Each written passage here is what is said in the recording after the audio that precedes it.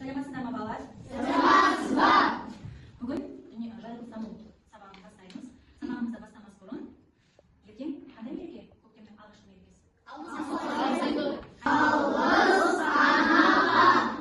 Алғыс әкеге, алғыс досына, алғыс ұстазға.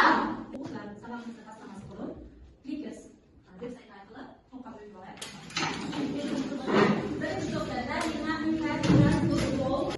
Оқушылар, өздерің білесіңдер, біз күнделікті өмірде ақша, қағаз ақшадан басқа тағы не пайдаланамыз? Монеталарды пайдаланамыз. Монеталардан неден жасалады? Металдан.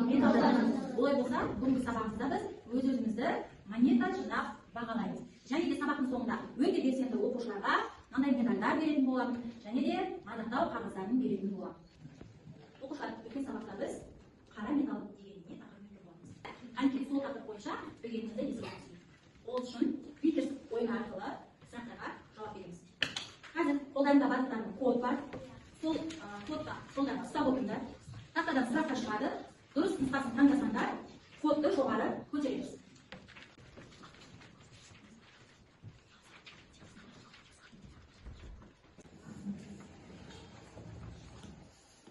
Жарайсыңдар балалар. Олай болса барлығымыз сұрақтарға назар аударайық. Кімге көптіміз? Спортшыларға қандай медальдар керек?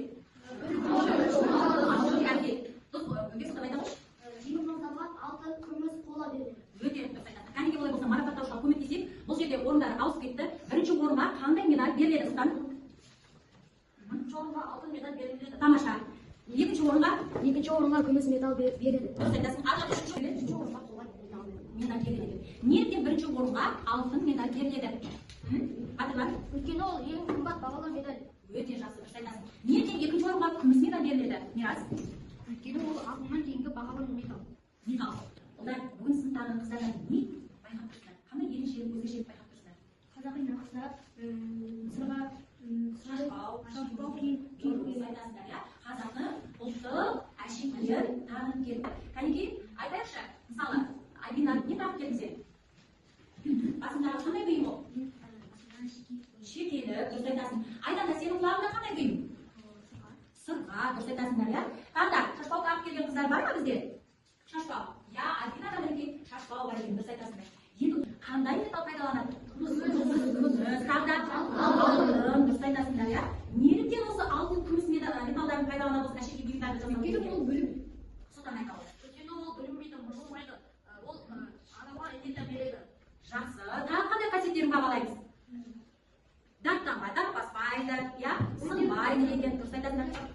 Өте қатты, дұрыс айтасың, және бағалы металл, дұрыс айтасыңдар.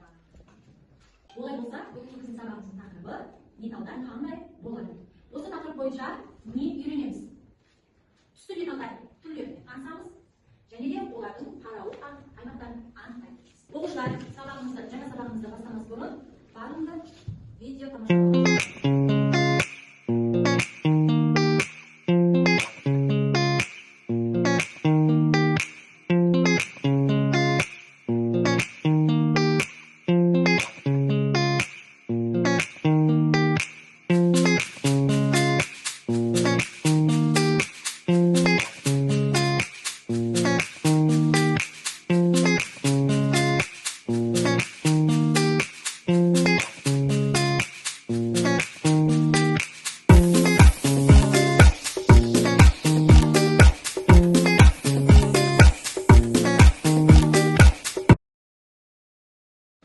Оқушылар, олай болса қазір біз сіздермен зерттеу жұмысын жасаймыз. Яғни зерттеуіміздің аты қандай металдар магнитке тартылмайды. Менің алдымда бірнеше металл жатыр. Қазір мен магнитті осы металдарға жақындататын боламын. Нәтижесін өздерің бақылап, алдарындағы семантикалық картаға металымыз алюминий. Келесі металымыз алтын.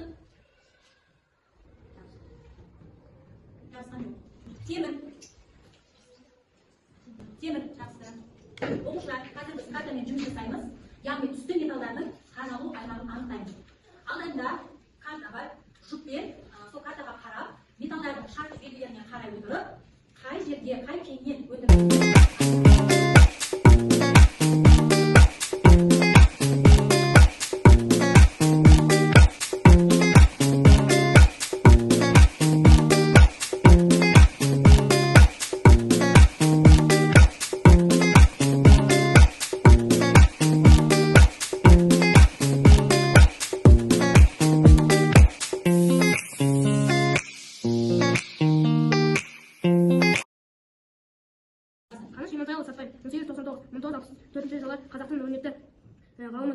Қазақстан КСР ғалым академиясының алғашқы президенті. Олы Сәтбаев Исімі Ғабдулғали Қазақстандағы ғылыми және техникалық дамудың көшбасшысы болды. Сабағымыздың соңына келіп жетті. Яғни бастапқы сабағымыздың мақсатына оралайық. Бүгінгі сабақта біз түсті металдардың түрлерімен таныстық, қандай металдардың түрлері бар екен, және олардың таралу аймақтарын анықтадық. Біз бүгінгі сабақта мақсатымызға жеттік пе? Иә. Олай болса, бүгінгі сабаққа кері байланыс береміз. Яғни сабаққа сұрақтарың бар болса, көк ұяшыққа, барлығы түсінікті болса, қызыл ұяшыққа өздерінің құстарыңды орналастырасыздар.